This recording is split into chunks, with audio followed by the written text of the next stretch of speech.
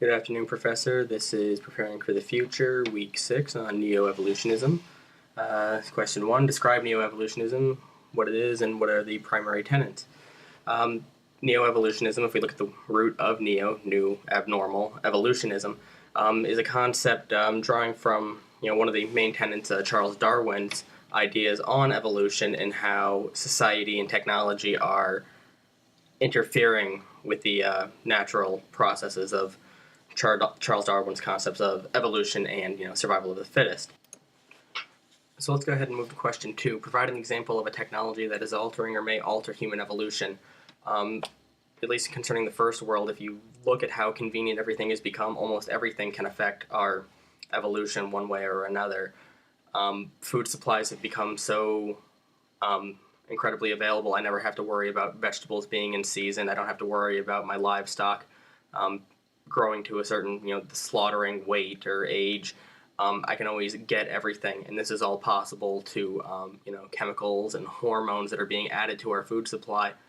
That way, they're growing and being able to be produced at such an incredible rate. Well, hormones, chemicals, unless you're buying strictly organic or you're actually growing your own vegetables, knowing what's going in them, you're ingesting that stuff that's available at the supermarket. I know not everything is treated like that, but still, by ingesting those hormones, at least for pre-adolescent girls, the hormones that are typically found in milk, it's been shown that little girls are actually getting their menses significantly quicker than generations, 1 or 2 generations prior.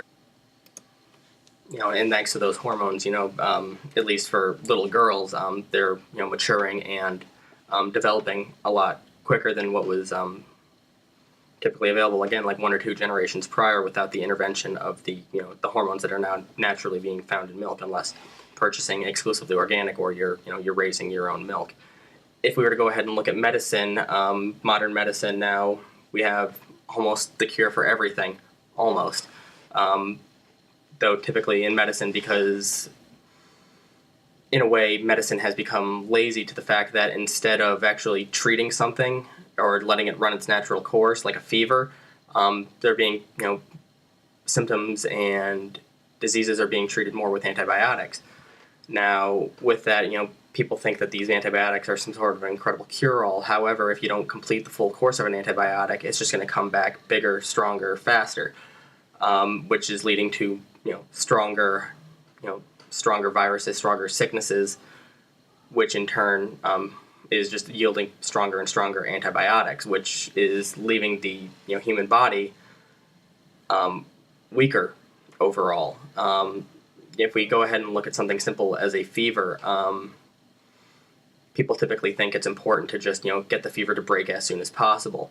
Well, if you think about it, the issue, what happens when there is a fever, is that there is some sort of an illness inside of the body, and what that fever is basically your body trying to cook the sickness out.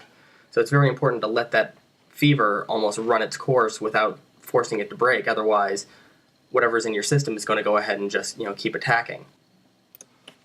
Moving forward, if we were just looking at the simple technology of computers, cell phones, the fact that all of this information, media, entertainment is all available at my fingertips, society, at least first world society that's able to afford conveniences like this, have become a lot more sedentary. I'm sure many people here have seen the movie WALL-E, which, though it wasn't advertised in the trailers, depicts a society that has essentially left the planet and hoping that this race of robots is actually going to clean up the Earth, and in turn allow society to come back. Well, one of these robots happens to make it off the planet and makes it to one of these life ships where the human race is trying to survive, waiting while the Earth gets cleaned. What ends up happening is this robot comes in contact with what is now the human race, which has become so technologically dependent on things like hover chairs and FaceTime-like communication, that we've essentially evolved into this race of humans with short little legs who do nothing but eat this constant food supply, and it's just become very, very sedentary to the point where we're not able to walk. So with the example of those 3 technologies, medicine, food, and just modern communications such as computers and phones, human the human race is actually, in my opinion, actually taking steps backwards. With medicine, we're not letting our bodies naturally fight diseases that we're designed to be able to, thanks to our immune systems. So our immune systems are ultimately getting stunted by all of this medical intervention. With our food supply becoming so mass-produced and actually less nutritionally valuable, our bodies aren't getting the necessary nutrients necessary to our natural development. And with the technology, we're becoming so incredibly sedentary because, again, the world and everything else is at your fingertips. We're not going outside and actually getting these answers on our own, which actually could be ultimately mentally stunting us because, at least I remember back when I was a little kid, all I had, to answer my questions was, one, my parents, and, the massive Encyclopedia Britannica that the door-to-door salesman brought one day.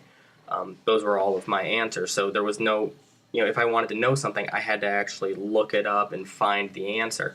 Now I can just go into Google and just type in my, what I'm trying to figure out, and boom, the answer is there. So there's no, quest for knowledge. It's just, hey, I wonder, oh, there it is, and that's done. So as you can see, I went ahead and explained those three technologies and what the drawbacks are regarding it. Ultimately, I do think that we are taking steps backwards in our evolution, which is only going to hurt us ultimately in the long run in the event of a major devastation on this earth, be it some sort of an apocalypse, major war, or another meteor goes ahead and strikes, and we're not going to be able to fend for ourselves because those three pieces of technology are no longer available to sustain us. Now, going back to talking about the medicine, as much as I think that what we do in terms of medicine is actually stunting us, there are some facets of medicine I think are very important, like stem cell research and sorts of gene therapy, where we're eliminating things like cancer or AIDS or any other major disease that is inhibiting society. I do think that science and medicine in those regards is very, very important because, in the last century, in terms of cancer, and the last, 30 or so years for AIDS, these are diseases that have plagued us that, need to be eliminated one way or another. That's where I see that, the gene therapy and genetic research is very important. However, with, say, like gene therapy, I at least think about the movie Gattaca with Ethan Hawke and Uma Thurman, where essentially society has become so driven to genetic perfection that people essentially have designer babies. They can pick out eye color, hair color, everything. They can, basically decide how long the baby lives, what they're going to be good at, what their capabilities are overall. I do think that sort of a genetic manipulation will, again, ultimately hinder society. That because they're going to be capable of so much, in turn they may be incapable of so much. So the whole idea of Darwinism is just going to be completely out the door. So with that sort of genetic research and gene manipulation, I hope it doesn't go too far to the point where I'm actually going to quote Jeff Goldblum's character from Jurassic Park, that I hope that science doesn't become so preoccupied with whether or not they could, they never think about whether or not they should. So in conclusion, our food supply, I do think that we need to go more natural, not necessarily organic, but, and this is common sense, less processed foods, eating foods that are in season, and obviously, portion control. I mean, these are all fundamentals of just, eating healthy. In terms of our medicine, I do think we need to allow our human systems to better handle diseases on their own and without as much medical intervention, except for things, like cancer, where science and technology are necessary in order to eliminate those. And in terms of our, communication methods with computers, cell phones, and whatnot, we need to be able to just disconnect every once in a while and go out into the world. Also, going back to the whole idea of, gene therapy, good for some, not for all. If we can eliminate cancer through gene therapy, great. if we can avoid the idea of Gattaca and designer babies, even better. But ultimately, that's all I have to contribute to this week. My name is Steve Ouellette. This was Preparing for the Future, Week 6 on Neo-Evolutionism. Have a wonderful week, and go Penman.